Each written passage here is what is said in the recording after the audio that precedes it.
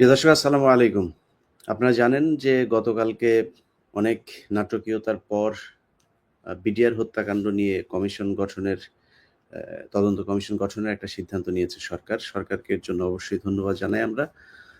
তবে সেই সাথে বাংলাদেশের বিভিন্ন ঘটনাতে আমরা দেখেছি যে তদন্ত কমিশন, তদন্ত কমিটি এসবের নামে নানান সময়ে বিভিন্ন ঘটনাকে ধামাচাপা দেওয়ার চেষ্টা করা হয়েছে।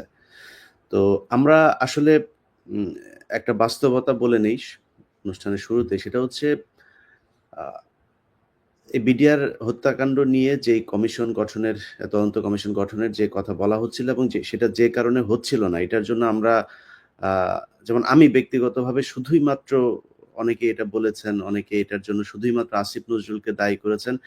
আমি আমি যেটা সত্য কথা সেটা আমি যদি আসিফ নজরুলের কথা বলি তাহলে এটা আমার জন্য আ মানে ভালো হবে। আপনারা শুনে হয়তো খুশি হবেন। কিন্তু আমি সেটা বলছি না। কারণ হচ্ছে এটার পেছনে সেনাবাহিনীর একটা বিরাট উম কি বলবো যে প্রভাব রয়েছে। আ তাদের মধ্যে অনেকেই চেষ্টা করেছেন যে এটা যেন না হয়।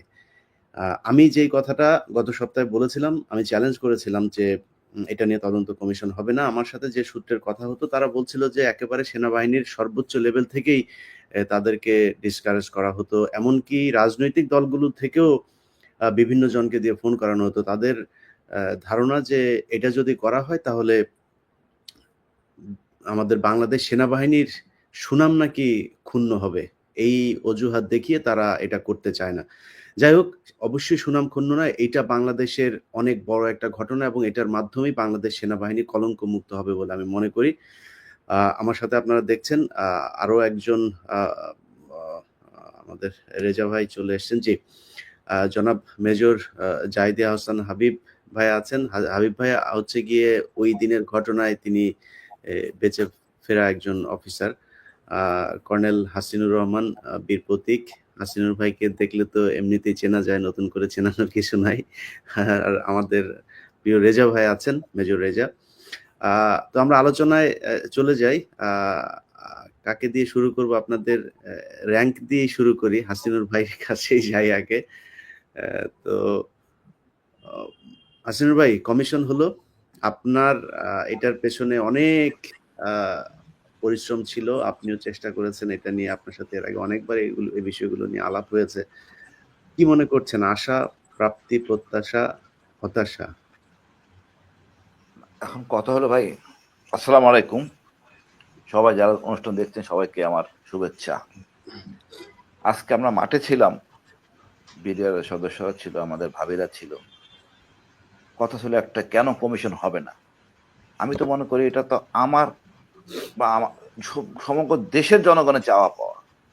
আর স্বরাষ্ট্র উপদেষ্টা ওতপ্রোতভাবে জড়িত। উনি স্ব উদ্যোগে ওটা মানে আগায় আসা উচিত ছিল, বা তা উনি করেন নাই, উল্টা উনি না করে দিছে। বাট দুঃখজনক। বাট ইনশাল্লাহ এখন ওনারা করবেন। বাট এই করার মধ্যে কথা আছে। আমরা নাম প্রপোজ করতেছিলাম, এরম ফজলু, জেনারেল ফজলু, তার নামটা থাকুক। উনি বিডিআর ডিজি ছিলেন এবং সাহসী একজন যোদ্ধা, তার নাম থাকুক। এই নাম নিয়ে গড়িমসি চলতেছে। বাট আমরা মনে করি একমাত্র এক ব্যক্তি, জেনারেল ফজলু, এখানে থাকা দরকার। মানবাধিকার কমিশনের সদস্য থাকতে পারে, অন্যান্য যে কোনো পদবী, যে কোনো মর্যাদার লোক। বাট কথা হলো, কোনো আমলা এখানে থাকবে না। আর এই 15 বছরের সুবিধা পাওয়া কোনো ব্যক্তি এই কমিশনে থাকবে না। আমি বিশ্বাস করি কমিশনও হবে এবং এই সপ্তাহের মধ্যে ইনশাল্লাহ মামলাও হবে, যাতে কেউ ছাড় না পায়। আমি ব্যক্তিগতভাবে মনে করি বাংলাদেশের ভিতরে কোনো দুর্ঘটনা বা অঘটন ঘটে, যদি এটার দায়িত্ব হলো হোম মিনিস্ট্রি। ওই সময় যে ঘটনা ঘটে এটা হোম মিনিস্ট্রির মধ্যেই নিয়ন্ত্রিত ছিল। এবং ঠিক মতো যদি কাজ করতো র্যাব, র্যাব গেটে ছিল, কাজ করে নাই। কেন করে নাই তা তদন্তের মধ্যে আসবে। যতটুকু জানি তারেক সিদ্দিকী কাজ করতে দেন নাই। এই জেনারেল তারেক সিদ্দিকী আসলে সব জায়গায় ওতপ্রোতভাবে জড়িত, অপকর্মের সাথে জড়িত। তো সবকিছু আসবে তদন্তের মধ্যে ইনশাল্লাহ। এবং যদি সেনাবাহিনী যদি যদি হোম মিনিস্ট্রি, হোম মন্ত্রণালয়, স্বরাষ্ট্র মন্ত্রণালয় না পারে কোনো কাজ করতে, তখন তারা ডিফেন্স মিনিস্টারের কাছে আবেদন করে, হ্যাঁ আপনি, আমরা পারতেছি না, হেল্প আস আউট। কিন্তু তা করার সুযোগ ছিল না। ডিফেন্স মিনিস্টার ছিল শেখ হাসিনা। শেখ হাসিনাই এই অপরাধের সাথে জড়িত, ওতপ্রোতভাবে জড়িত। তো উনি চান নাই সমস্যার সমাধান হোক। ইনফ্যাক্ট রৌমারি আর পাদুয়া এই দুইটা ইনসিডেন্টে বিএসএফ এর চরম বিপর্যয় ঘটে। তাদের একটা সাহসী বা মনোবল খুবই খারাপ, নিম্নমানের ছিল। তাদের দরকার ছিল আপডেট করা। শেখ হাসিনার সাথে এটা মানে আমার বিশ্বাস যে গত 2টা বছর 111-এর সাথে প্ল্যান করেই কাজটা করা হয়েছে। শেখ হাসিনা এটার সাথে ওতপ্রোতভাবে জড়িত। তার মন্ত্রিসভার নানক, তাপস, শেখ সেলিম, এমপি বেল্লাল, আমরা সবগুলি চক আউট করছি কাদের কাদের দেওয়া দরকার। ইনশাল্লাহ আমরা সবাই দেখতে পাবো, দৃশ্যমান হবে এবং এটা আন্তর্জাতিক অপরাধ ট্রাইব্যুনালে বিচার হবে ইনশাল্লাহ।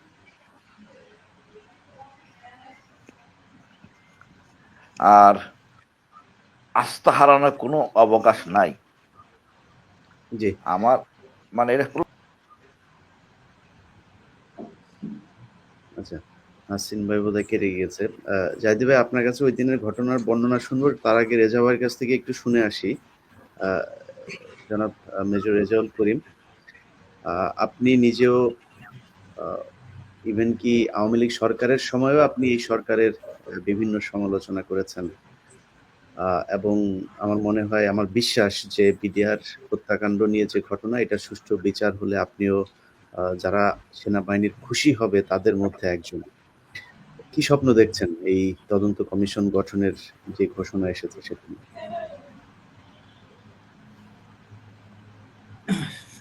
সকল দর্শক সবাইকে এবং এখানে উপস্থিত যারা সবাইকে আসসালামু আলাইকুম। সর্বপ্রথম সকল প্রশংসা মহান আল্লাহ তাআলা, এবং এরপরে আমি ইলিয়াস হোসেনকে ধন্যবাদ দেব। বিশেষ করে আমি দর্শকদের উদ্দেশ্যে একটা কথা বলতে চাই যে আমি আসলে কেন ইলিয়াস হোসেনকে ভালোবাসি মন থেকে এবং রেসপেক্ট করি। কারণ হচ্ছে দুটো কারণে। একটা হচ্ছে হলো আমাদের দেশে অনেক এখন নব্য প্রতিবাদী বের হয়েছে। আমাদের দেশে অনেকে এখন নতুন করে প্রতিবাদ করছেন, অনেকেই ধর্মের কথা বলেন, সততার কথা বলেন, অনেক কিছু। কিন্তু আমি প্রায় 12-14 বছর আরো বেশি সময় ধরে আমি ইলিয়াস হোসেনকে চিনি, যাকে আমি একটা জায়গায় সবসময় খুব মজবুত ইমানের একটা মানুষ। কাজকর্মে ভুল ত্রুটি সমালোচনা অনেক কিছু থাকতে পারো, বাট আমার কাছে একটা পরীক্ষিত ইমানের মানুষ। এই কারণে আমি ওই যে মুসলমানদের সম্পর্কটা কি ইমানি শক্তির সম্পর্ক, তো সেই ইমানের বিষয়ে আমি আসলে ওই দিক থেকে ইলিয়াসকে সবচেয়ে বেশি ভালোবাসি এটা। আর দুই হচ্ছে তার লোভ লালসা নাই, নির্লোভ। বর্তমানে অনেকেই যারা কাজ করে অনেকেই অনেক সুযোগ সুবিধা নেয়। আমরা যারা পূর্বে প্রতিবাদ করছি, প্রতিবাদ করার পরে আমাদের অনেকের হাতে অনেক সুযোগ আসছে, তার মধ্যে তো অনেকেই সুযোগ গ্রহণ করেছে, বাট ইলিয়াস সেই সুযোগটা নেয়নি। এই জন্য আমি আমার রেসপেক্ট, ভালোবাসা এবং সেলুট টু ইলিয়াস হোসেন। আচ্ছা, এখন মূল প্রসঙ্গটাই ফিরি। অ্যাকচুয়ালি পিলখানার কথাটা বলতে গেলে আমাদের অনেকগুলো বিষয় এখানে আসে, বাট আমি একটা বিষয় সবচেয়ে বেশি গুরুত্ব আরোপ করবো। সেটা হচ্ছে কি, যে বাংলাদেশে আপনারা যা দেখেন এখানে বিশেষ করে হাসিন স্যার আছেন, হাসিনুর স্যারের সাথে আমার আলাদা একটা সম্পর্ক আছে। স্যারকে আমার সরি স্যার, আমি সালাম দিতে ভুলে গেছিলাম। আসসালামু আলাইকুম স্যার। আমরা হাসিনুর স্যারকে নিয়ে এই প্রসঙ্গে ইলিয়াসকে লক্ষ্য করে বলি, ইলিয়াস হাসিনুর স্যারকে যখন গুম করা হয়, স্যারকে নিয়ে একটা পোস্ট দিয়ে আমি নিজেও গুম হয়ে গেছিলাম। এটা এই বিষয়টা স্যারের সাথে গত কিছুদিন আগে ইউনিভার্সিটি সেমিনারে বসে গল্প করতেছিলাম। না, ওই সময় ওনার জন্য অনেক, এবং কি এই যে বিএনপির অনেক যারা অনলাইনে কাজ করতো তাদের অনেককেও আটক করা হয়েছিল ওই সময়। মানে আমরা মারাত্মক রকম একটা বিপাকে পড়তাম। তো এটা নিয়ে স্যারের সাথে সেদিন আমি কথা বলছিলাম। তো যাই হোক, আমাদের বাংলাদেশের একমাত্র হিরো যিনি দুইটা গ্যালান্ট্রি অ্যাওয়ার্ড পাওয়া, এবং স্বাধীনতার যুদ্ধের সেই গ্যালান্ট্রি অ্যাওয়ার্ড না, স্বাধীনতা যুদ্ধের বাইরে পার্বত্য চট্টগ্রামে গ্যালান্ট্রি অ্যাওয়ার্ড পাওয়া এটা চারটিখানি কথা না। তো যাই হোক, তো সেরকম একজন মানুষকে গুম করা হয়েছিল, এতে বোঝা যায় বাংলাদেশে আমাদের কোন আমল আমরা পার করেছি। তো যাই হোক, এই অ্যাকচুয়ালি আমি সবচেয়ে বেশি গুরুত্ব আরোপ করি পিলখানা ঘটনাকে এই জন্য যে পিলখানা ঘটনার সাথে যদি আমরা ওই জায়গায় ফিরে যাই, তাহলে বাংলাদেশের যত অপকর্ম আছে সমস্ত অপকর্মের সৃষ্টি, উৎপত্তি, জার্মিনেশন এই পিলখানা থেকে শুরু। বাংলাদেশটা ধ্বংস শুরু এই পিলখানার মাধ্যমে, বাংলাদেশটা বিক্রি শুরু পিলখানার মাধ্যমে। বাংলাদেশ যে অন্য কোনো রাষ্ট্রের তাবেদার হয়েছে, বিক্রি হয়েছিল, বাংলাদেশ সরকার যে একটি পুতুল সরকার ছিল, শেখ হাসিনা যে অন্যের কাছে তিনি নির্ভরশীল ছিলেন, এটা পরিষ্কারভাবে দৃশ্যমান হয়েছিল এই পিলখানা ঘটনা। এবং এই এক পিলখানা ঘটনাকে যদি আমরা সামনে রাখি, পিলখানার অপকর্মগুলোকে যদি সামনে রাখি, সত্যি কথা সমস্ত অন্যায় বাংলাদেশের বিচার হয়ে যাবে, সমস্ত অন্যায় পরিষ্কারভাবে ফুটে উঠবে, সমস্ত কিছু সূত্র এই পিলখানা। একটু আমরা যদি খেয়াল করি, এবং এই পিলখানার কুশীলব যারা ছিল, এই পিলখানা হত্যাকাণ্ডের সাথে যারা জড়িত, এবং এই হত্যাকাণ্ডের সময় যারা সুবিধাভোগী, এবং এই হত্যাকাণ্ডের যারা যারা এই শেখ হাসিনাকে রক্ষা করতে চেয়েছিলেন, বা এই হত্যাকাণ্ডে জড়িত ব্যক্তিদেরকে যারা রক্ষা করতে চেয়েছিলেন, সেই ব্যক্তিগুলি পরবর্তীতে গডফাদার, মাফিয়া, বা তারাই পরবর্তীতে বাংলাদেশে খুনি, গুমের হোতায় মানে হোতার মহানায়ক হয়েছিলেন। আপনারা জাস্ট খেয়াল করে দেখবেন, পিলখানা হত্যাকাণ্ডের সময় কিছু কিছু ব্যক্তিরা, তারা কিছু কিছু অফিসার আমলে যখন তদন্ত প্রক্রিয়া শুরু হয়, যখন এই পিলখানা হত্যাকাণ্ড নিয়ে যখন আর্মি অফিসাররা প্রতিবাদ করা শুরু করে, এই সেনাকুঞ্জে যখন শেখ হাসিনার সাথে প্রতিবাদ হয়, যখন সেনাপ্রধান মঈনু আহমেদের সাথে প্রতিবাদ হয়, সেই সময়ে এই আমাদের সেনাবাহিনীর কতিপয় অফিসার, তারা তখন শেখ হাসিনার সাথে যোগাযোগ করা শুরু করেছিলেন এই কথা বলে যে কি কি ষড়যন্ত্র হচ্ছে। তারা জাসুস সেজে শেখ হাসিনার অতি সন্নিকটে গিয়েছিলেন, এবং এই পিলখানা ঘটনার পরে এই সুযোগটা হয়েছিল। অনেক অফিসার জীবনে যোগ্যতা তো দূরের কথা, এরা সত্যিকার অর্থে একটা পুলিশের কনস্টেবল হওয়ার যোগ্যতা নাই, এমন কিছু অফিসারও ছিল, যারা যে কোনো কারণে হোক, কোনো একটা সময় হয়তো আর্মি চাকরি যেভাবে হোক পেয়েছিল, বাট পরবর্তীতে এরা প্রমোশন পাওয়ার যোগ্য ছিল না। তারা বুঝে গিয়েছিল আমি মেজরের পরে আর কিছুই হইতে পারবো না, বা ক্যাপ্টেনের পরে কিছুই হতে পারবো না। সেই মানুষগুলো তখন চিন্তা করলো this the right time Sheikh হাসিনার দৃষ্টি আকর্ষণ করার। তখন তারা কি করলো, এই শেখ হাসিনার কাছে তারা বিভিন্ন তথ্যের নামে বিভিন্ন অফিসারকে ফাঁসানো শুরু করলো, এবং এটা পিলখানার ঘটনার মাধ্যমে। আমার এই দুটো coursemate, they lost their job. তার মধ্যে একটা কোর্সমেট কোর্সের প্রথম দিকে, এবং আরেকটা কোর্সমেট সেও খুব ভালো অফিসার, দুইজনেই কিন্তু তারা ক্যাপ্টেন র্যাঙ্কে তখন চাকরি হারাইলো। কি কারণে? একটাই অপরাধ ছিল, সেনাকুঞ্জে যখন অল অফিসারকে শেখ হাসিনা এবং মঈন আহমেদ অ্যাড্রেস করছিল, তখন সেখানে তারা প্রতিবাদ করেছে। তো এই ঘটনা এবং এই কোর্সমেটদের আরো কিছু অফিসারদেরকে যাদের চাকরুচ্যুত করা হলো, তাদেরকে চাকরুচ্যুত করার পিছনে যারা এই যে বিভিন্ন তথ্যপাত্র দিয়েছিল, সরবরাহ করেছিল, এবং বাংলাদেশ সেনাবাহিনীতে বিভিন্ন যে ভুয়া মিউটিনির কথা তৈরি করা ছিল, সব নাটক ছিল, সবই নাটক। এই হাসিন স্যার নিজে ভালো করে জানেন, যেমন কামরুল স্যার থেকে শুরু করে অনেকগুলো অফিসারকে মিউটিনি নাম দেওয়া হয়েছিল। অ্যাকচুয়ালি কি এই কথাগুলো শেখ হাসিনাকে এই জন্য বলা হয়েছিল যে বাংলাদেশে একটা মিউটিনি হতে যাচ্ছে, ষড়যন্ত্র হতে যাচ্ছে, তো এই তথ্যটা যে শেখ হাসিনার কাছে দেয়, সে অটোমেটিক্যালি কিন্তু সে আপন হয়ে যায়। আমি যদি এখন এই জাহিদি স্যারকে বলি যে স্যার জানেন আপনার বিরুদ্ধে ষড়যন্ত্র হচ্ছে, তার মানে সে ভাবতে শুরু করবে রেজা আমার কত আপন জন, কত আপন, যে আমার বিরুদ্ধে ষড়যন্ত্র হচ্ছে, ওই এসে জানাইছে। এই যে এই অ্যাপ্রোচটা, এটাকে একটা টেকনিকে পরিণত করেছিল এই শেখ হাসিনার সময়, এবং এই কাজগুলো করেছিল সবচেয়ে অথর্ব অযোগ্য অফিসারগুলো, যারা জীবনে প্রমোশন পাইতো না। আমি আজকে সকালে কক্সবাজার সি বিচে আমি ওই ব্রেকফাস্ট করতে যাওয়ার পূর্বে ডাইনিং হলে কোনো একজন কর্মকর্তা লেফটেন্যান্ট জেনারেলকে দেখতে পেলাম।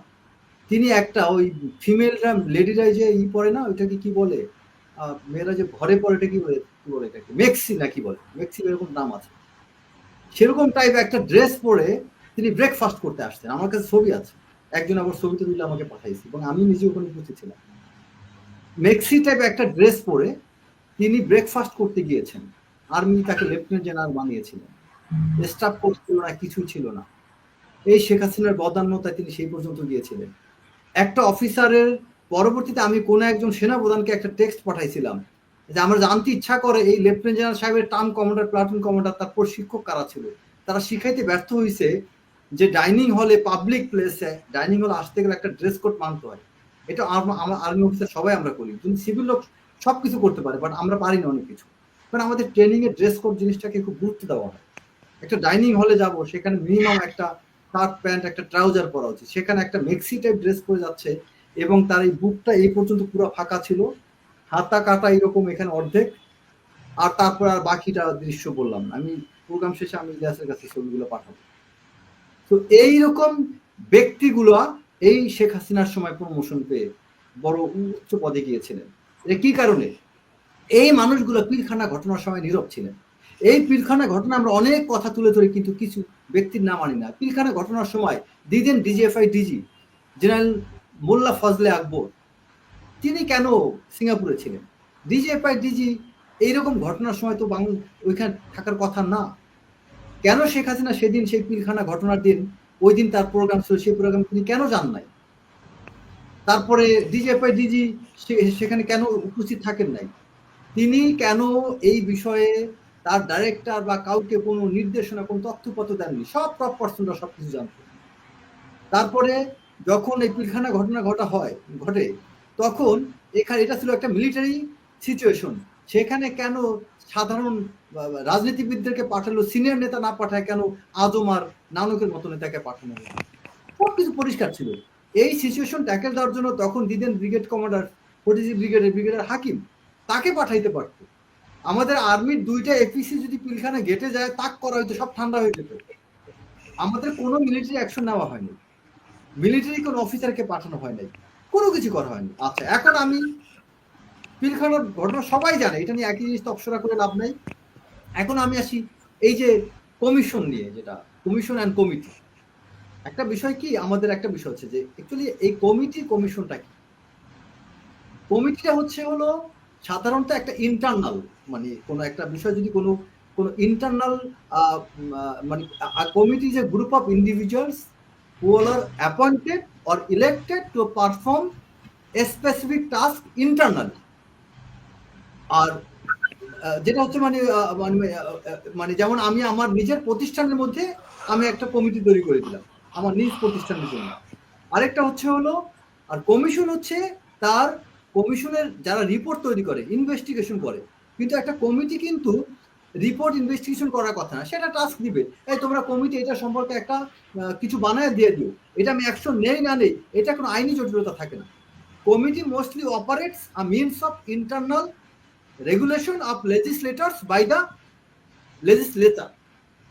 আর কমিশন হচ্ছে সার্ভস অ্যাজ অ্যান এক্সটার্নাল কি বলা যায় রিভিউ প্রসেস, যারা একটা রিপোর্ট তৈরি করে, ইনভেস্টিগেশন করে এবং ইনভেস্টিগেট করে, তারা স্টাডি করে এবং পার্টিকুলার কোনো ইস্যু নিয়ে কোনো একটা মানে এবং তারা অ্যাপয়েন্টেড হয় by the government or can be the organisation.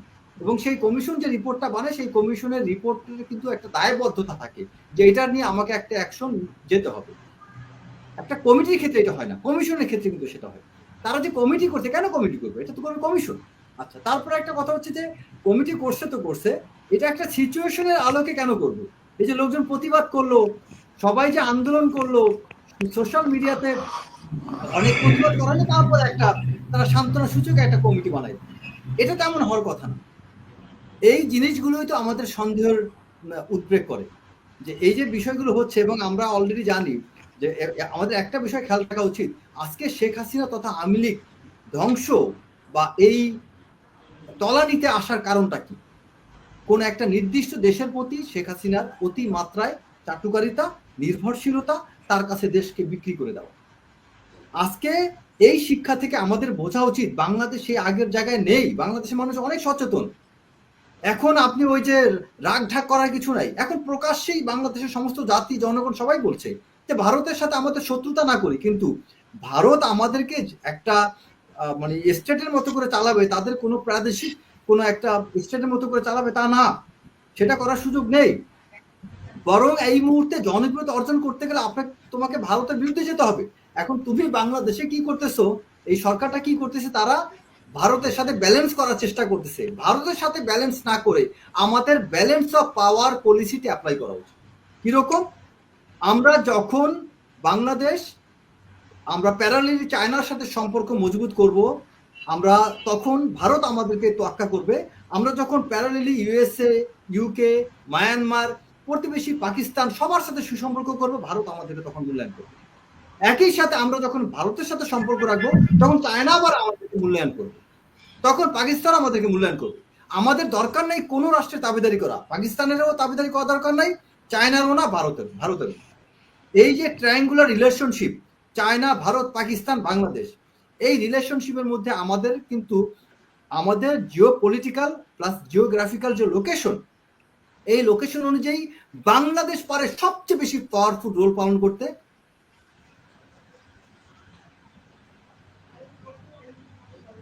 Zahidi ভাই, জি, আপনি আসসালামু আলাইকুম। বিজয় এর শুভেচ্ছা জানিয়ে আমি শুরু করছি। আমি major Mohammad Zahidi Ahsan Habib, 25 BM long কোর্সের এখন অবসরে আছি। আমি সেদিন 25 ফেব্রুয়ারি 2009 একজন বেঁচে যাওয়া অফিসার। তো আমি বিস্তারিত যাওয়ার আগে আমি একটা তদন্ত কমিশন এবং তদন্ত কমিটি সম্বন্ধে রেজা স্যার অলরেডি আপনাদেরকে জানিয়েছেন। তো আমি কিন্তু এই তদন্ত কমিটি যখন হলো, আগে যে তদন্ত কমিশন হওয়ার কথা, পরে আসলে হচ্ছে তদন্ত কমিটি হবে। তো তদন্ত কমিশন হোক, তদন্ত কমিটি হোক, আমি কিন্তু কোনো তাতে আমি খুশি হইনি। কেন খুশি হইনি? আমি চেয়েছিলাম এটা আন্তর্জাতিক আদালতে যাক। কেন চেয়েছিলাম আমি একটু বলি। আমার 2009 সালের ফেব্রুয়ারি মাসে যখন ঘটনাটা ঘটলো, আমি বেঁচে যাওয়া অফিসার, তারপরে আমার পোস্টিং হয়েছিল RSU, অর্থাৎ রাইফেল সিকিউরিটি ইউনিটে। তাই I was eastern desk commander. তার আগেই আমার আমি ছিলাম হচ্ছে জেডএস হিসেবে আমার পোস্টিং হয়েছিল বিডিআর কার্নেজের আগেই, মানে বিডিআর কিলিং এর আগে আমার পোস্টিং হয়েছিল। তখন আরএসির কমান্ডার ছিলেন হচ্ছেন কর্নেল আতিকুজ্জামান স্যার। হি কল মি এবং সে আমাকে বললো যে জাহিদি তুমি আমার ইস্টার্ন ডেস্কটা তুমি দেখো, কেননা এখন তো আমাদেরকে রিফর্ম করতে হবে। এই সময় একটা হিউম্যান ক্রাই উঠে গেল যে এই বিচার কার্যটা কে করবে এবং কিভাবে হবে। তখন আর্মির মধ্যে সবাই একসাথে বলে যে এটা কোর্ট মার্শাল হতে হবে, যে বিকজ এটা আর্মির সবাই মারা গেছে, এটা কোর্ট মার্শাল করতে হবে, এমবিএমএল আওতায় আনতে হবে এবং 3 মাসের মধ্যে সবাইকে একটা আমরা সমাধান দেখতে চাই। তো এটা নিয়ে আমার সিও তদানীন্তন ডিজিও মহোদয় মাইনুল স্যার, ওনারা বললেন যে না, এটা আর্মি এটা বিচার করবে বা আর্মি কোর্ট মার্শাল হবে এটা, বা এমবিএমএল আওতায় হবে। আমরা সবাই খুশি। কিন্তু কিছুদিন পরে পরে শুরু হলো যে এটা ওভাবে হবে না, এটাকে একটা এমিকাস কিউ একটা গঠন করবে 11 জন মিলে। 11 জনের একটা বিচারক সবাই একসাথে বসবেন, তারাই নির্ধারণ করবেন কিভাবে এটা সমাধান হবে, কোন প্রক্রিয়া হবে। এদের বিডিআরের যে বিচার, এই বিচারের মাধ্যমে হবে না বিচার, অথবা আর্মির মানে এমবিএমএল এর মাধ্যমে হবে, না সাধারণ অন্য কোনো নতুন কোনো উপায় হবে, না ওই ফৌজদারি আদালতে হবে। এটা নিয়ে তখন হিউজ একটা সবার মধ্যে একটা কানাঘুষা শুরু হয়ে গেল। তো ওই 11 জন এমিকাস কিউয়ের সব বিচারপতিরা বসলেন। তো আমি আমার স্ট্যান্ডার্ড কমান্ডার হিসেবে আমাকে মাঝে মাঝে ওই এমিকাস কিউয়ে ওখানে যেতে হতো। ওদের কি ডিসিশন হচ্ছে, কি কতদূর আগাচ্ছে না আগাচ্ছে, ওগুলো আমি নোট করে নিয়ে এসে পরের দিন আমি মর্নিং ব্রিফে আমি ব্রিফ করতাম। আমাদের বিডিআর যে মর্নিং ব্রিফটা হয় সেখানে, ওখানে জেনারেল মাইনুল স্যার থাকতেন এবং অন্যান্য অফিসাররা সবাই থাকতেন। তো আমি একদিন বললাম যে স্যার, আমি একটা জিনিস আমাকে খটকা লেগেছে। আমিও চাচ্ছিলাম না যে এটা, আমি চাচ্ছিলাম যে এটা কোর্ট মার্শাল হয়ে হোক, কোর্ট মার্শাল হয়ে এটা বিচার হয়ে যায়। আমরা যেহেতু আমার আর্মি, আমরা ওইটা চাবো। তো একদিন ওটা ওই একটা ডিবেট হচ্ছিল বিচারকদের মধ্যে। ডিবেটটা হচ্ছে এএমসি কোডের অফিসাররা এরা সিভিলিয়ান, তারা বলতেছে, আগে বলতেছে সিভিলিয়ান, আগে বলতেছে না এটা সিভিলিয়ান না, এটা আর্মি। তো আমি ওই উদাহরণটা নিয়ে এসে আমি মর্নিং ব্রিফে বললাম যে স্যার, এই এমিকাস কিউয়ের যারা বিচারক মন্ডলী আছেন তারা সবাই learned, we respect them, but তারা বেসিক যে আর্মির জিনিসটা সেটা তারা জানে না। কি বলে কি জানে না? আমি বললাম যে স্যার, তারা ওই আর্মি এএমসি কোডের যারা অফিসার আছে তাদেরকে তারা সিভিলিয়ান বলতেছে। যারা এই বেসিক জিনিসটা জানে না, তারা এত বড় একটা আমাদের একটা বিচার তারা কিভাবে করবে? উনি আমাকে বসে দিলেন, ইউ সিট ডাউন। তো আমি বললাম যে কি ভুল বললাম না কি বললাম, আমি বুঝতে পারলাম না। আমাকে সিট ডাউন করে দিল সবার সামনে। হ্যাঁ, কোনো কথা শুনতে চাচ্ছেন আমাকে। তারপরে আমি আবার উঠলাম কিছুক্ষণ পরে। তা বললেন স্যার, আমাকে বললেন যে তুমি কি কি বলতে চাচ্ছ? আমি বললাম স্যার, এই 11 জনের মধ্যে অন্তত 5 জন আমাদের আর্মি থেকে যাক। আর্মির আমাদের তো জ্যাক ডিপার্টমেন্ট আছে, সেখান থেকে আমাদের 5 জন যেতে পারে, তাহলে একটা ভালো হবে।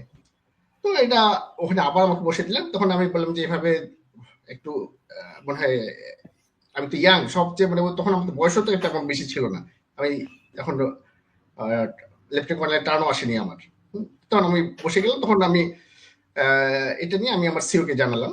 সিও বলে যে ঠিক আছে, তুমি একটা রিপোর্ট লেখো, রিপোর্ট লিখে আমরা আমাদের চ্যানেলে আমরা পাঠিয়ে দিই। আমার সিও ছিলেন তখন হচ্ছে লেফটেন্যান্ট কর্নেল আতিকুজ্জামান। তো এই মুহূর্তে আমি একটু বলে রাখতে চাই, স্যার কিন্তু একদম কোয়ালিফাইড একজন আই কোর্সের অফিসার, উনি ইনস্ট্রাক্টর ছিলেন। ইউ ক্যান, মানে আমরা তাকে কিন্তু আমরা এই তদন্ত আদালত যে কমিটি গঠন হবে তাতে কিন্তু আমরা রাখতে পারি, আমরা চিন্তা করে দেখতে পারি। আমি কম্পিটেন্ট অফিসার জন্য বললাম, এবং আরেকজন অফিসারের নাম বললাম, সেটা হচ্ছেন যে ফজলুর রহমান। আপনারা সবাই স্যার একটু আগে বলেছিলেন, এই দুজনকে আমি মনে করি তারা ভালো হবে। দেখ, এই কথা বলার পরে আমি বললাম, তারপর তো পরে ইতিহাস তো আপনারা জানেন যে তদন্ত হলো এবং তদন্ত কমিটি গঠন করলো এমিকাস কিউয়ের সুপারিশ অনুযায়ী। কিন্তু সে তদন্ত কমিটি কি করলো, তদন্ত কি বিচার হলো, তা তো আমরা সবাই আপনারা দেখতে পাচ্ছি। সেই একই জিনিস আমি বলতে চাচ্ছি, এখন যে তদন্ত কমিটি হবে, সেই তদন্ত কমিটি যেন ওই রকম আগের তদন্ত কমিটির মতন বা আগের বিচার কাজ যারা করছে, এই যে কি বলে পুলিশের কয়েকজন অফিসার বা এবং এনআইটি টোটাল 26 জন অফিসার ছিলেন, মানে ন্যাশনাল ইনভেস্টিগেশন টিম। এখানে ছিলেন 12 জন মনে হয় জয়েন্ট সেক্রেটারি নাবাব, আর আমাদের আর্মি অফিসার ওইরকম ছিলেন ব্রিগেডিয়ার জেনারেল নাবাব। তারা কি করছে? তারা তো কিছুই করেনি। তারা they were all were guided.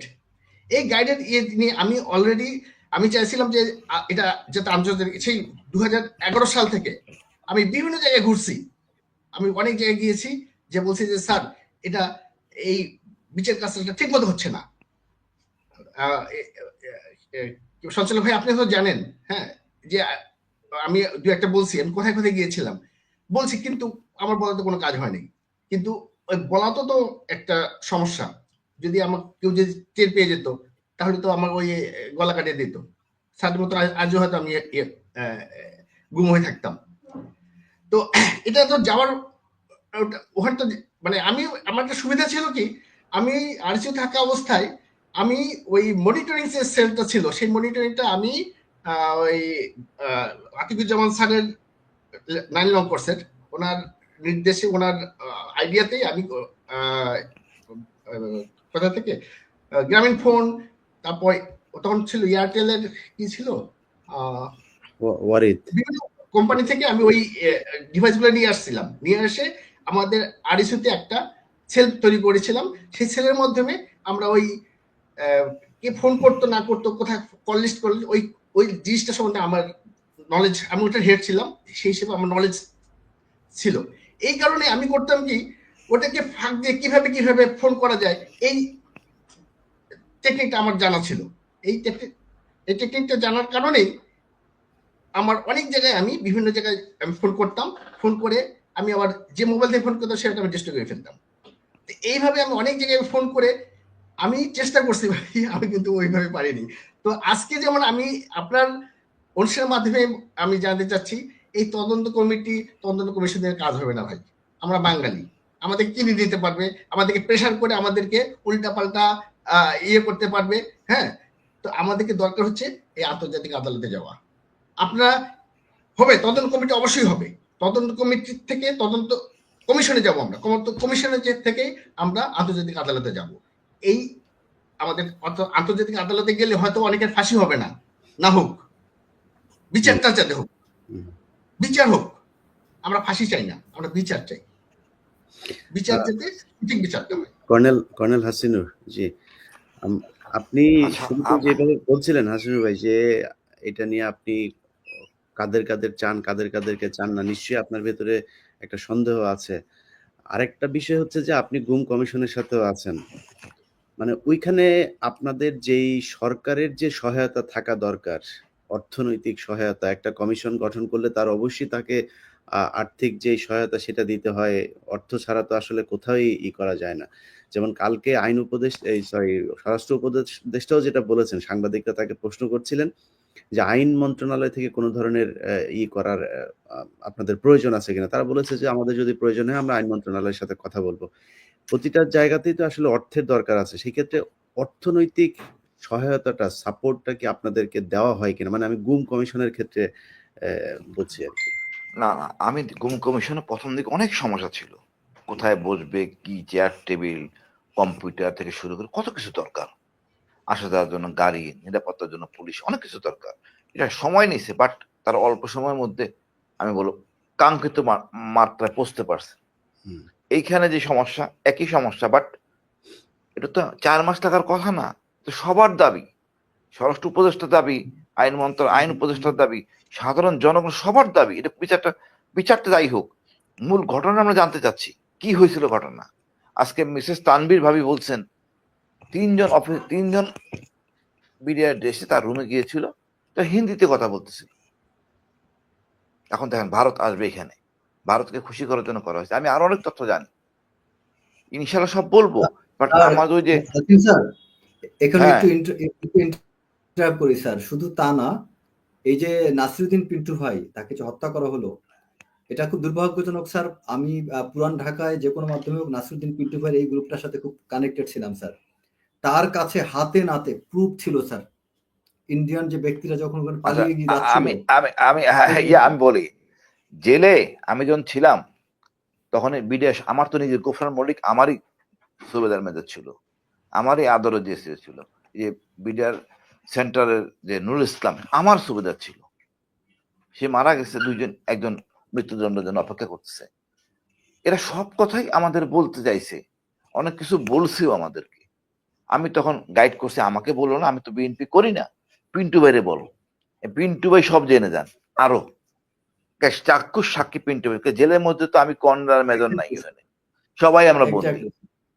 Exactly এই সহজ সরল উৎসাহে সকল কিছু স্বতঃস্ফূর্ত পিন্টুর বলে, এবং পিন্টু এই জন্যই মূলত মারা যায়। সত্য কথা, পিন্টুকে এই জন্যই মেরে ফেলা হয়।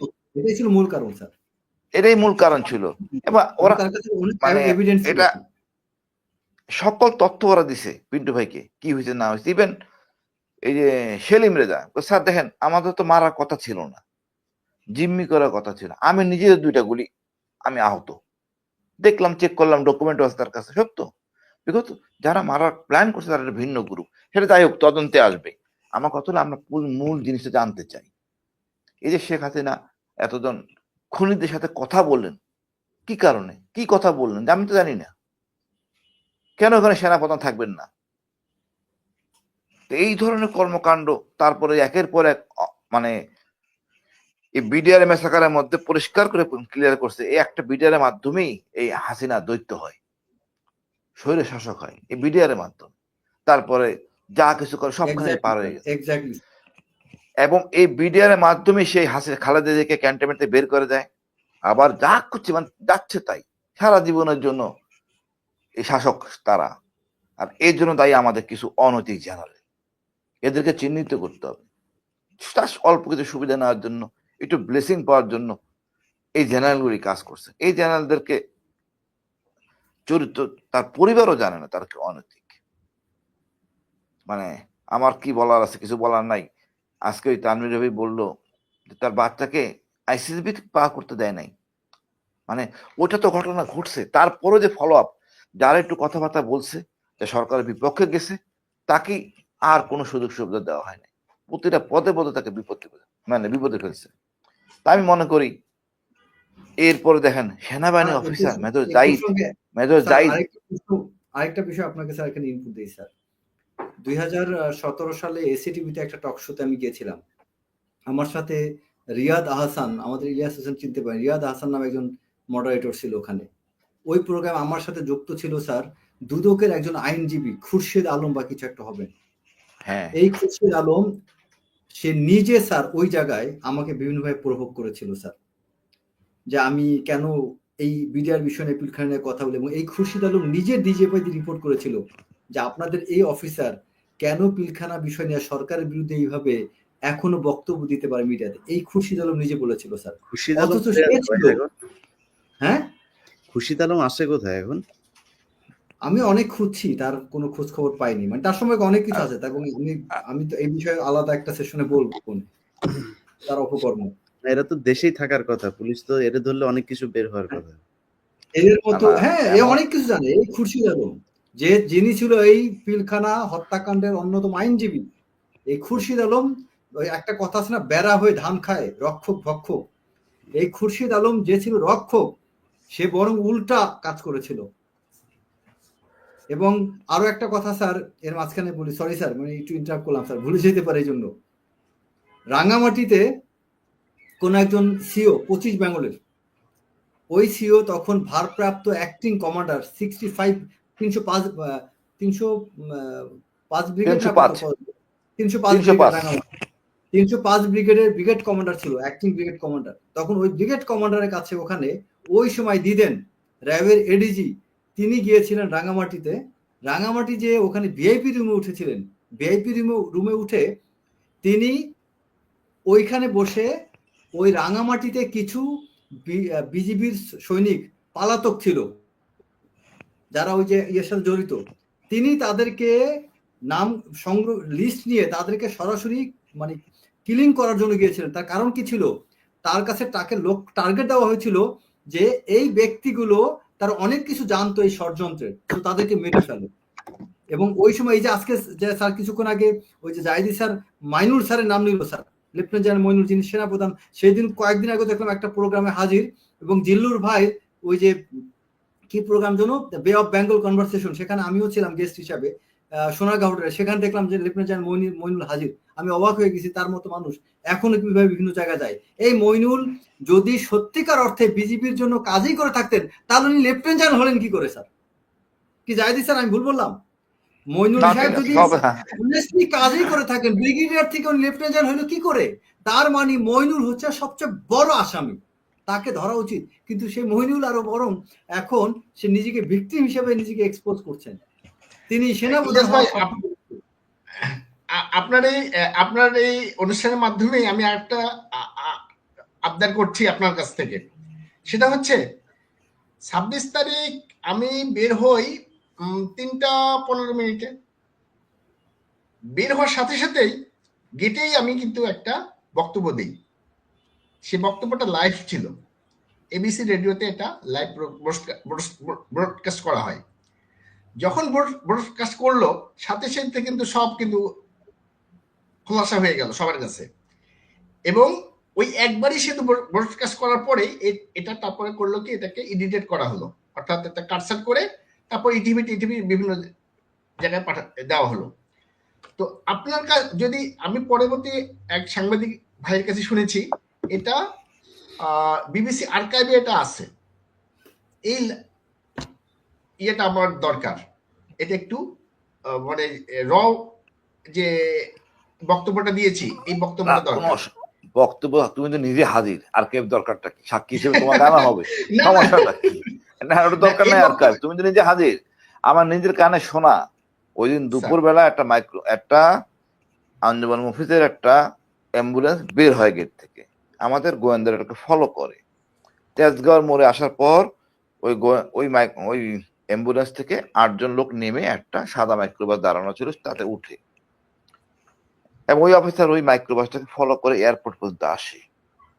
তারপর ওরা ভিতরে ঢুকে যায়, কিন্তু ওরা বুঝতে পারে যে ডিজিএফআই ওদেরকে মনিটর করতেছে, ওই গাড়িটাকে আর ঢুকতে দেয় না, পিছনে ফলো যে গাড়িটা করতেছিল।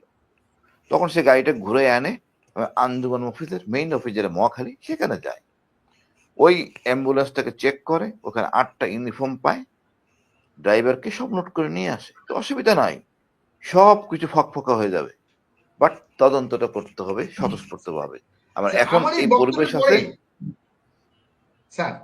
আমার এই বক্তব্যের পরে সাথে সাথে কিন্তু স্যার আমাকে ফোন করা হয়, ফোন করে বলা হয় যে আমি যাতে আর কোনো বক্তব্য না দিই।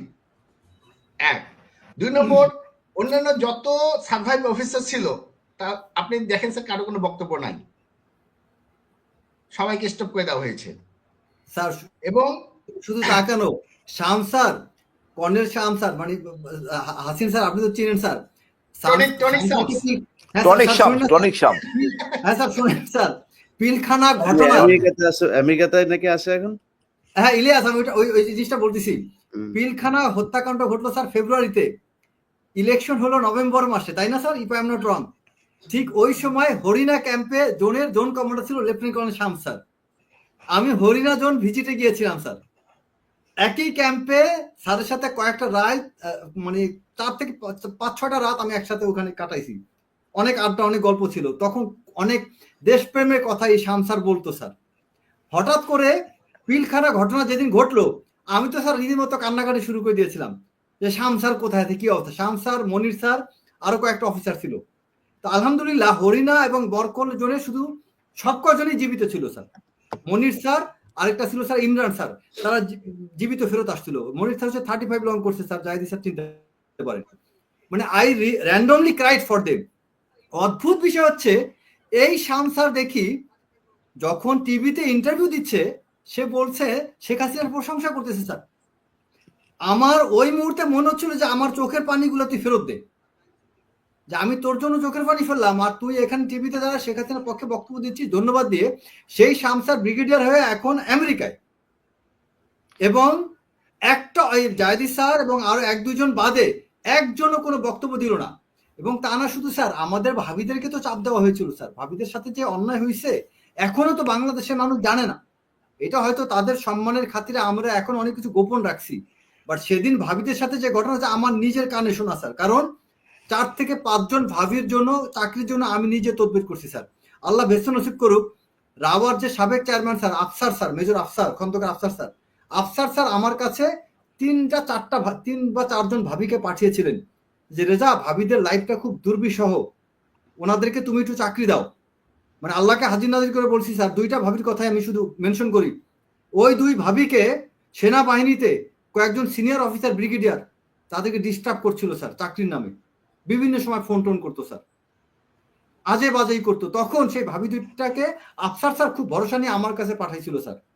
আমি পরে তাদের চাকরির জন্য আমি স্যার এরপর আমি চেষ্টা করি, এবং আমি তাদেরকে কথা দিয়েছিলাম যে ভাবি আপনাদের জব আমার সাথে একবারে শুধু কথা বলবেন, once your job is final, এছাড়া আপনার সাথে আমার সাথে কন্ট্যাক্ট করারই দরকার নেই। তো এইরকম তখন ভাবিরা অনেক কথা আমাকে বলছিল যে তাদের সাথে কি কি ঘটনা ঘটছিল স্যার, যা বাংলাদেশের জনগণ এখনো জানে না স্যার। ইভেন আমরা আর্মি অফিসারও জানি না। আর একটু কথা বলি, স্যার এই সম্পূর্ণ ভাবিদেরকে নিয়ন্ত্রণ করতো তারেক সিদ্দিকীর মিসেস। ওইটাই বলতে আসছিলাম স্যার, সেই কথাই বলতে আসছিলাম। তারেক সিদ্দিকী শুধু করাপ্টেড না, তার মিসেস এটা আর একটা জাদ্দাল মহিলা ছিল, বজ্জাত। তার বাসায় ভাবিদেরকে ডেকে স্যার রীতিমতো ধমক দেওয়া হতো, এবং তারেক সিদ্দিকীর মিসেস ধমক গালাগালি করতো, আতঙ্কে ভয় ফেলাইতো এই মহিলা। আমি স্যার জাহিদি স্যারকে একটা কথা বলি না স্যার, যে আন্তর্জাতিক আদালতে স্যার, মানে আমি ইউএনএর কয়েকটা ক্যাপাসিটিতে চাকরির সুবাদে, প্লাস আমি আন্তর্জাতিক এই আদালত এই বিষয় এটা নিয়ে আমি কয়েকটা জায়গায় কাজ করার সুযোগ হয়েছে স্যার আমি। এবং আমি খুব ক্লোজলি এই মানে আইসিসির অ্যাক্টিভিটিসটা আমি জানি স্যার, যেহেতু আমি আবার নিজেও আইআর এর ছাত্র। আইসিসিতে মামলা করে বড়জোর আপনি কি করতে পারবেন স্যার? বড়জোর হবে কি আপনি স্যাংশন করাইতে পারবেন। কিন্তু আমরা কি স্যার এইটাই কি চাই? আমরা আন্তর্জাতিক আদালত না, আমরা নিজেরাই। আমরা ওই কথা কেন যাব স্যার? ওয়াই আন্তর্জাতিক ইন্টারন্যাশনাল ক্রিমিনাল কোর্ট? কেন আন্তর্জাতিক আদালত স্যার? আমরা শেখ হাসিনার সময় যদি টিকা থাকতে পারি, আমরা এখন এই বিচার আদায় করতে পারবো না, এই চিন্তা করাই ভুল। বিচার এখানে করে ছাড়বো আমরা। মানে এই যে একটা কথা বলি, যদি না, ওয়াই যদি না? এখন আমরা কিসে যদি না কথা বলবো স্যার? এখন তো যদি না কথা বলার সময় না। আচ্ছা, তুমি যে চেতনা ধারণ করো, আমাদের উপদেষ্টা কি সে চেতনা ধারণ করে? তা তো করে না। তাহলে কমিশন করতে তো এত সময় লাগার কথা না। আমার স্বরাষ্ট্র উপদেষ্টা কি সে চেতনা ধারণ করে? ধারণ করে না স্যার। উপদেষ্টাকে বানাইছে কারা? এই উপদেষ্টাদেরকে, প্রধান উপদেষ্টাকে কারা বানাইছে? উপদেষ্টাকে কারা বানাইছে? সেই সাধারণ মানুষই আবার টেনে নামাবে। সিম্পল। আজকে স্যার আপনাকে একটা কথা বলি, আপনি ছাত্রদের আন্দোলন, ছাত্র অবশ্যই হিরো, অবশ্যই ছাত্ররা হিরো।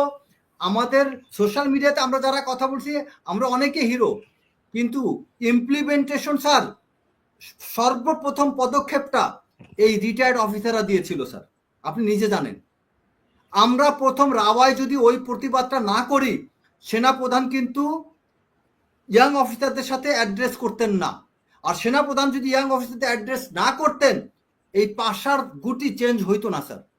আমি 4 তারিখ 5 তারিখ 2 দিনই ক্যান্টনমেন্টে ছিলাম। আমি ক্লোজলি অনেক কিছু দেখছি স্যার, আমি ক্লোজলি অনেক কিছু জানি স্যার। ওই দিন জাস্ট একটুখানি যদি ডিসিশনগত, একটু যদি মানে তথ্যগত ডিসিশনগত কিছু বিষয় না ঘটতো, বিশ্বাস করেন স্যার কিছু হইতো না সেদিন। সেদিন সকালবেলা সকাল 12টা পর্যন্ত বাংলাদেশের জনগণ, ঢাকা সিটি, বিভিন্ন জায়গায় মানুষ কনফার্ম ছিল না something is going to happen. এখন অনেকে অনেক প্রেডিক্ট করে, আমরা জানতাম হেন তেন, বুলশিট স্যার। আমি বলি আমি 5 তারিখ না 5 তারিখ সকালে মিরপুর ডিসিতে বাইরে হইতে আমার 1.5 ঘন্টা সময় লাগছে। কোনো বুয়া বাইরে থেকে ঢুকতে পারেনি ক্যান্টনমেন্টে, আমাদের ডিউটির ভিতরে বাইর হবো কেমনে? এটি হলো বাস্তবতা। সেনাপ্রধানের ওই একটা অপশন ছাড়া আর কোনো অপশন ছিল না। তারপর তাকে ধন্যবাদ দিই যে তুমি এটা কাজ করছো, যাও। এখন আমরা পানিতে আমরা সবাই নামছি, আমাদের গৌরব আমাদের ফিরে আনতে হবে। এই নদী পারে সাঁতরাই আমরা ওই পারে যাবো, কাউকে ভয় পাওয়ার কিছু নাই। বিডিআর হত্যার বিচার আমরা করবো। স্যার মোমেন্টাম কি ধরে রাখা যাবে স্যার? আপনারা তো অনেক সিনিয়র স্যার, এখন মিড লেভেল সিনিয়র যারা আর্মির মিড লেভেল, এটা তো সব আমাদের সমসাময়িক স্যার। আমার তো মোটামুটি অনেকের সাথে কথা বলে যেটা বুঝি, আর্মির all young officers 100% sir they are dedicated about this issue, 100% sir. 100% dedicated, ঠিক আছে স্যার। আমি একটু বলি স্যার, আমি তো বাস্তব দেখেছি স্যার। এই 100% না 1000% ডেডিকেটেড ছিল ওই বিডার কিলিং এর পরেই। কিন্তু তারপরে কি হলো? তারপরে অনেকে বিক্রি হয়ে যায়। আমরা বাঙালি। জাহিদ ভাই ভয় দেখেন না ভাই, এখন না ভয় দেখাচ্ছি না ভাই, ভয় দেখাচ্ছি না। ওই দিন আর এই দিন না, ওই সময় মানুষ জানতো না ইভেন অনেক পার্থক্য বাংলাদেশের সাথে কি ষড়যন্ত্র। আমি তো ভুক্তভোগী।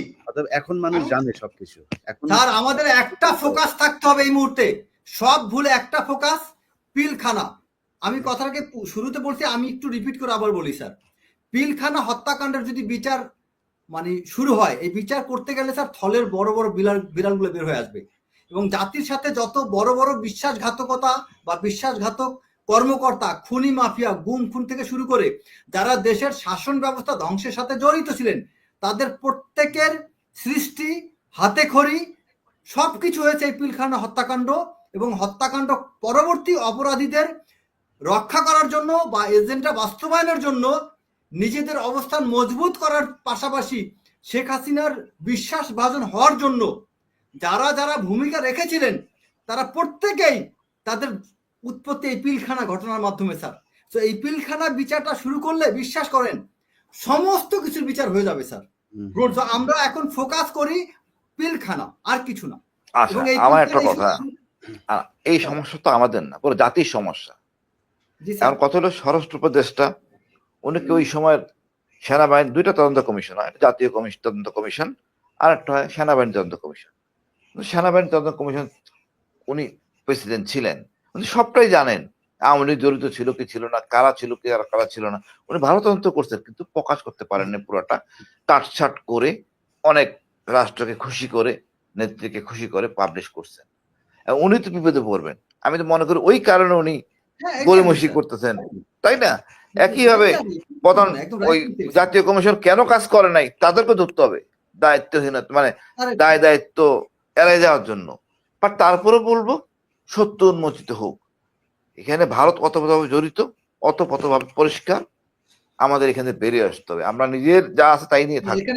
ভারত থেকে ভালো বলছেন স্যার, যে সশস্ত্র বাহিনীর এখানে কর্মকর্তা অধিক থাকবেন এই তদন্ত এসে, বাট এখানে কমিটি শব্দটা বাদ দিয়ে এখানে কমিশন করতে হবে স্যার। কারণ না commission no committee, no commission, একটাই দাবি, কমিশন আর এলএম ফদ্দ থাকবে, কোনো আমলা থাকবে না, এই কথা। আর আন্তর্জাতিক ট্রাইব্যুনালে আমরা অতি দ্রুত 2-3 দিন ম্যাক্সিমাম, অথবা রোববার সোমবার, তাও যাওয়ার কথা না। মিলিটারি অফিসারদের হত্যা করা হয়েছে, এখানে এটা সশস্ত্র বাহিনী কর্মকর্তারা থাকবে, কোন আমলা থাকবে না। কিসের পুলিশ থাকবে, কিসের আমলা থাকবে, কিসের রাজনীতিবিদ থাকবে? নো, আমি বুঝি না। এই আরো অনেক, ইলিয়াস ভাই, এই যে আমাদের গুম করা হইতো, জমটুপি পরা হইতো, হ্যান্ডস আপ লাগা, চোখ বাঁধতো, এটা সংবিধান মোতাবেক ছিল? তা তো ছিল না। এখন বিচার করতেছি সংবিধান মোতাবেক। সুতরাং যা যেই অপকর্ম যেইভাবে হয়েছে তার বিচার সেইভাবে হওয়া উচিত, নাইলে এই দেশ ঠিক হবে না। এখন তো রাষ্ট্রীয় সুবিধায় জিয়াউল হাসান আইসা বলে মা 2 হাত উঠাই দেয়, তার তো এটা হওয়ার কথা নাই। আমাদের তো ডান্ডা বেরি পরাই আনা হইতো, হুজুরদের ডান্ডা বেরি পরাই আনা হইতো, সাধারণ রাজনীতিবিদ আপনি দুই হাত জানাজার উঠানোর নামাজে কথা ডান্ডা বেরি। বলেছেন। এটা আবার ভাই আর একটা ব্যাখ্যা কয়দিন আগে সে ঝগড়া করছে, তাকে তার রুমে এসি দেওয়া হয় না কেন? আপনি বলছেন 2 হাত, তার রুমে ফ্যান শব্দ হয়, এটা নিয়ে সে কমপ্লেন করছে স্যার। জিয়াউল হাসান আর এটা কমপ্লেন ভাই করছে এখানে আবার স্যার এই রুমে। বিষয় হচ্ছে কি, এটা যেহেতু নামটা যেহেতু আন্তর্জাতিক অপরাধ ট্রাইব্যুনাল, সো ইন্টারন্যাশনাল কিছু রুলস রেগুলেশনস এগুলো তারা ফলো করছে আর কি। যেহেতু তো করুক, এটা আমার সমস্যা না। আমি মনে করি যে বিচারটা যদি সুষ্ঠু হয়, এটাই আমাদের জন্য অনেক বড় প্রাপ্তি। আমি যেটা বলতে চাই সেটা হচ্ছে যে আপনারা অনেক আলোচনা করলেন, তো অনেকের কথা বললেন। হাসিনুর ভাই একটা কথা বলেছেন যে আপনার মন্ত্রী মিনিস্টার তাদেরকে ঠিক হইতে হবে। আমি মনে করি কোনো জায়গায় ঠিক হইতে হবে না। আমার দেখা হাসিনুর ভাই, আপনারা যখন ইয়েতে ছিলেন, পাহাড়ে যখন ছিলেন, আপনাকে তো কোনো মন্ত্রী শিখায় দেয়নি। আপনি যে দুর্দান্ত সব করতেন, আপনাকে মন্ত্রী শেখায়। সেনাবাহিনী একটা দেশের একদম বডিগার্ড। এটার এই সেফগার্ড যদি নাকি কখনো ভেঙে যায়, তাহলে সেই দেশের স্বাধীনতা কখনোই থাকে না। অথবা আমি মনে করি আপনাদের ক্যান্টনমেন্ট থেকেই সেটা আসতে হবে। এখনো পর্যন্ত ওই যে মেজর জেনারেল রিয়াজ, এরা এখনো পর্যন্ত তাদের পদে আছে। আমি মনে করি দ্রুত ভাইয়া যান, অথবা তাদেরকে খুব দ্রুত ধরতে হবে। এদের আর একদিনও সময় দেওয়া যাবে না। আমরা যে কারণে স্বাধীনতা হবার পরেও দেশে যাইনি, যে বাংলাদেশের এই পরিস্থিতিগুলো আসতে পারে, এই পরিস্থিতিগুলো শেষ করব ইনশাল্লাহ। শেষ হওয়ার পরে অবশ্যই দেশে ফিরে আসব। আর সেনাবাহিনীর এই আমার সাথে আজকে যাদেরকে দেখছেন, এই ধরনের অফিসাররা যে দেশে আছে, তাদেরকে আমি মনে করি আরো যারা গুমের শিকার হয়েছিল তাদেরকে এই কমিশনে আনা উচিত। ওনারা বলছেন আমলা টামলা না, আমলা টামলা কোনো কিছু না। আমলা টামলা তো আসবেই না, যারা গুমের শিকার ছিল তাদেরকে আনতে হবে, কারণ তারা বুঝে কষ্টটা কোথায়। যাদের কোনো কষ্টই হয় না, যাদের 15 বছর কোনো সমস্যা ভোগ করতে হয় নাই, তারা কেন এখানে এসে বিচার করতে আসবে? কারণ তারা তো আচ্ছা ইলিয়াস ভাই করবে। এখনো আজমি স্যার, আমি হাসিন, আমাদের বরখাস্ত মাপ হয় নাই, 4 মাস হয়ে গেছে। তো বুঝেন অবস্থাটা কতটা। তারা 2 বছর আরো বাড়তে থাকার জন্য সেই ধান্দা ফিকির সব শুরু করে দিয়েছে। যাই হোক, হাসান হাবিব ভাই, আপনি কথা সবচেয়ে কম বলেছেন, আপনাকে একটু দিয়ে শেষ করতে চাই। বলেন কি বলবেন। আমি এই 25 তারিখের ঘটনাটাই বলি। সেদিন কিন্তু র্যাব সবার আগে এসেছিল। তো র্যাব এসে পারমিশন হওয়ার দরকার ছিল, পারমিশন হওয়ার দরকার ছিল না। তারা জানতেছে ভিতরে গোলাগুলি হচ্ছে, ভিতরে মানুষ মেরে ফেলতেছে। হ্যাঁ, যাকে সুতরাং হে হতে পারে আর্মি অফিসার, হতে পারে সিভিলিয়ান। স্যার ওই দিন র্যাব কিন্তু গুলি করতে চেয়েছিল, র্যাব পারমিশন না স্যার, পারমিশন চাইনি, র্যাবকে বাধা দেওয়া হয়েছিল। র্যাব হেডকোয়ার্টার থেকে এডিজি ডাইরেক্টলি ফোন করে তাদেরকে নির্দেশ দিয়েছিল। আমি এটা নিয়ে কথা বলেছিলাম, এটা নিয়ে ক্লিয়ার একটা আমার কাছে স্টেটমেন্ট আছে। এটা অ্যাকচুয়ালি র্যাবের ফিল্ড অফিসারের এক ফোঁটা দোষ নাই, বরং হি ইজ এ হিরো। তারা ওইখানে নামার জন্য 21টা না 22টা কল দিছে, স্যার প্লিজ বাধা দিয়েন না।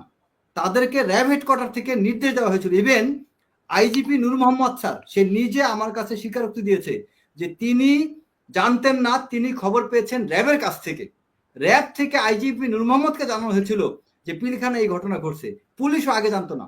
তো র্যাব ওয়াজ ভেরি প্রোঅ্যাক্টিভ। কিন্তু দুর্ভাগ্যবশত আমাদের র্যাবের ফিল্ড অফিসাররা ভালো ছিল, কারণ তারা তো ওই স্যারের, আমাদের যে র্যাবের যে মারা গেল গুলজার স্যারের হাতে গড়া অফিসার, যে কারণে তাদের সেন্টিমেন্টটা তখন উজ্জীবিত। কিন্তু ওই র্যাব হেডকোয়ার্টার থেকে স্যার অসহযোগিতা করছিল। র্যাব হেডকোয়ার্টার না, it is absolute Reza Noor, ADG operation. Right, ইনি তারা সিদ্দিকের নাম দিয়ে বলছেন। তিনি ভাই এখনো পর্যন্ত তিনি চাকরিতে, মানে হ্যাঁ না, চাকরিতে নাই এখন, মেজর জেনারেল হয়ে অবসর। আর আমার ব্যাচমেট আরেকজন ছিল এডিজি অপস, এডিজি এডমিন, সশরীরে নিয়ে যায় ওখান থেকে উঠে নিয়ে আসে। এই সব তদন্তে আসবে। রেজানুর, ওই যে স্যাংশন খাওয়া রেজানুর, স্যাংশন খায়নি তো, বল তবে গল্প ফিরে বেড়াচ্ছে। ইউএস এর স্যাংশন ছিল না তার? না না না না, সে না।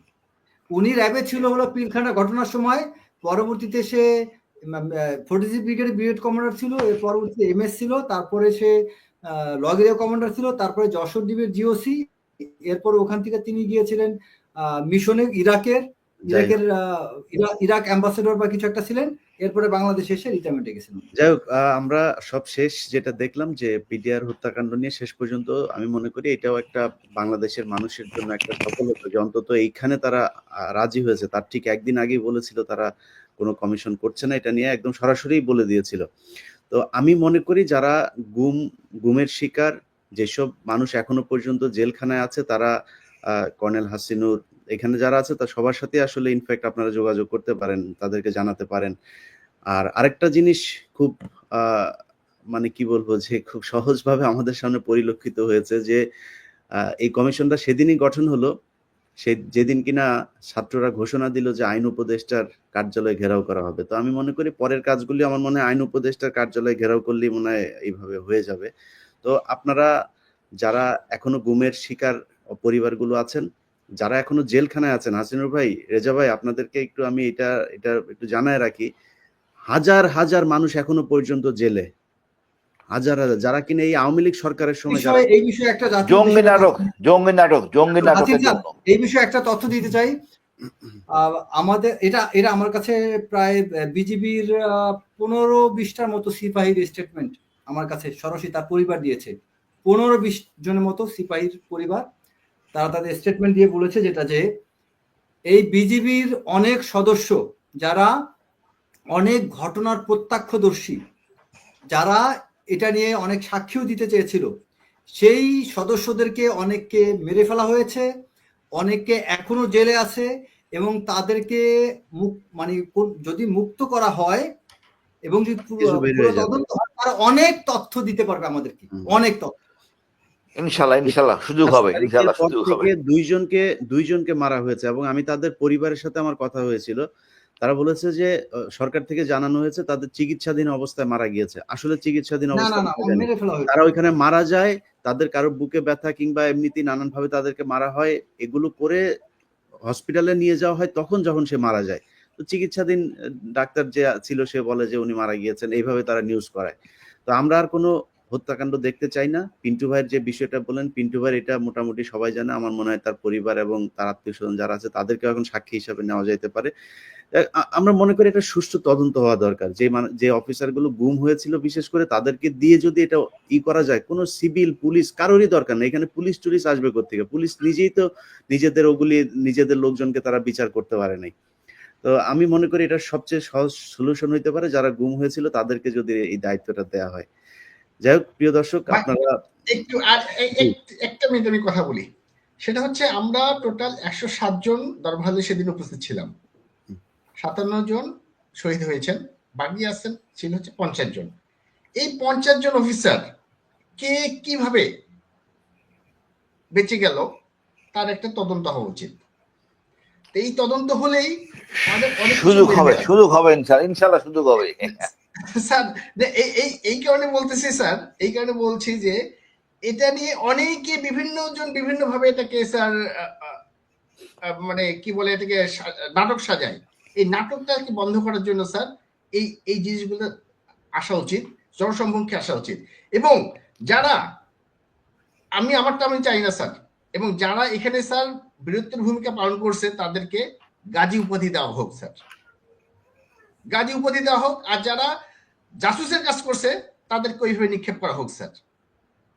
কেননা স্যার এই যে ডিভাইড করা হয় এবং এখানে এর মধ্যে থেকে যদি আমরা যদি এটা না চাই তাহলে হবে কি সারা জীবন বিভিন্নজন বিভিন্নভাবে এটাকে বিশ্লেষণ করে আমাদের তো বাচ্চারা আছে, আমি আস্তে কাল মরে যাব, আমাদের বাচ্চারা কেন অনেকে অনেকভাবে বলে যে এই তুই তোর বাবা মারা গেল না কেন, হ্যাঁ সবাই মারা গেল, তোর বাবা মারা গেল না কেন। আবার কেউ যে যখন কথা বলতে যায় তখন বলতে যে অমুক মারা গেল, আপনি মারা গেলেন না কেন। এইটাই হচ্ছে আমাদের একটা সেই জন্য এই জিনিসটা সবার প্রথমে আগে বের করা উচিত। এবং এই বিডিআরের সৈনিকদের যদি বা বিডিআরের ওই সময় যারা ভিতরে ছিল তাদের যদি সাপোর্ট না পাওয়া যেত এই 50 জন অফিসারের কেউ বাঁচত না স্যার। আমার সৈনিকরা আমাকে বাঁচিয়েছে, এটা প্রমাণ করতে চেয়ে স্যার আমাকে 2-3টা আবার টক শো করতে আচ্ছা, হয়েছে। মেজর কেন আমি মেজর টক শো জাহিদি, করব? মেজর জাহিদি, আপনাকে কি এই যে বিডিআর এর যে সৈনিকদের যে মামলা, 2টা মামলা, তাদের হত্যা মামলা একটা, আর একটা বিস্ফোরক দ্রব্য মামলা যেটা, আপনাকে কি এখানে কোনো সাক্ষী বা আপনার কোনো বক্তব্য নেওয়া হয়েছে? হ্যাঁ, আমি আমাকে আমাকে বিডিআর যে পিলখানার ভিতরে জমা হলে একটা বিডিআরের ইন্টারনাল একটা তদন্ত হয়েছিল এবং ওখানে আদালত হয়েছিল। সেই আদালতে আমি 3বার আমাকে আদালত থেকে আমাকে বের করে দেওয়া হয়েছে যে না এটা হয় না, তুমি মুখস্থ বলো। আমি মুখস্থ বলতে পারিনি। আমি ইঞ্জিনিয়ার ভাই, আমি জীবনে মুখস্থ করি নাই। আমি সারাদিন পরীক্ষা হলে না মুখস্থ করে আমি অঙ্ক করে পাশ করে আসছি। আমি মুখস্থ করতে পারি না। আমাকে মুখস্থ করতে হচ্ছিল ওই সময়। কেন আমি মুখস্থ করব? মুখস্থ করতে হবে, মুখস্থ করে আমাকে বলতে হবে আদালতের সামনে। I am not that man. আমি মুখস্থ পারি না। মুখস্থ করতে পারলে তো আমি ফার্স্ট স্টার করতাম। অঙ্কে 100 মধ্যে 100 পাই আমি, কিন্তু আমি মুখস্থ করতে বাংলায় পাই 37।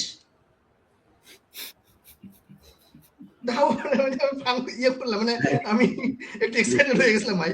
হ্যাঁ, তো এইভাবেই চলছে আর কি দেশ। যাই হোক, আমরা সেই মুখস্থ বিদ্যা থেকে বের হইতে চাই।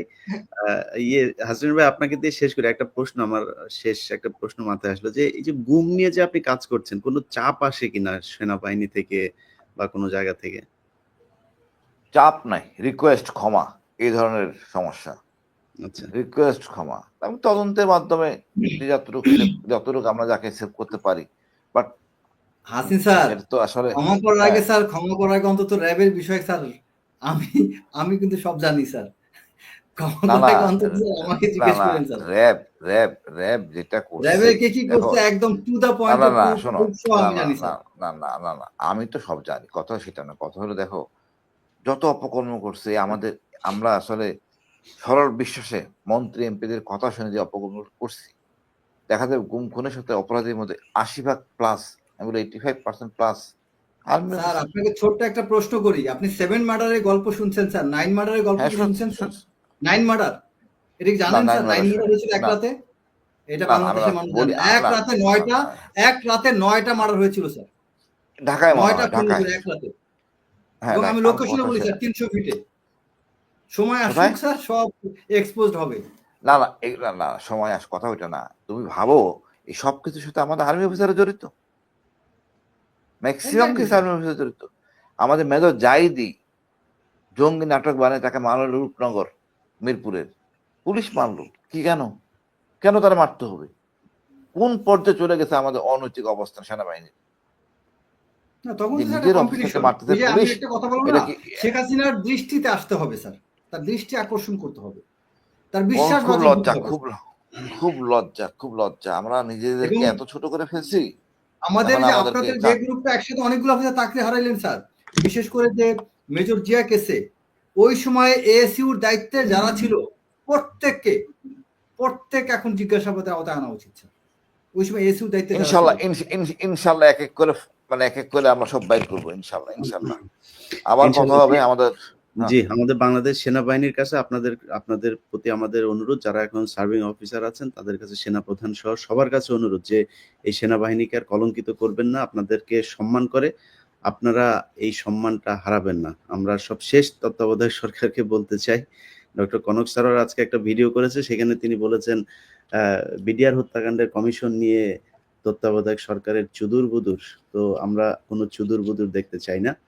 আমরা আসলেই সুষ্ঠু একটা বিচার চাই। এখানে অনুরোধ, তারপরে তারপরে কোনো ধরনের হুমকি ধমকি এগুলো দিতে যায়েন না। ধরার কিছু না। না হওয়া পর্যন্ত এখান থেকে সরবো না ইনশাআল্লাহ। এক্স্যাক্টলি।